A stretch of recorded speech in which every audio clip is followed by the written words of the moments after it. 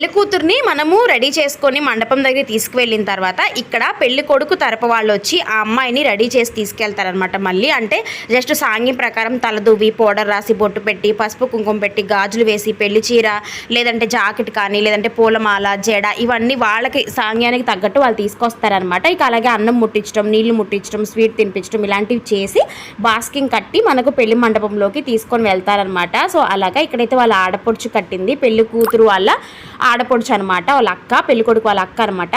So ఇక వాళ్ళు ready చేసి వెళ్ళిన తర్వాత ఇక వాళ్ళు పెళ్ళికొడుకుని తీసుకొని మండపానికి వెళ్తున్నారు. ఇక పెళ్లి కూతురు తరపు వాళ్ళు మేమంతా కూడా అమ్మాయిని తీసుకొని మండపంలోకి వెళ్తామన్నమాట. బట్ అక్కడ వీడియో తీయడానికి ఎవరు లేదండి.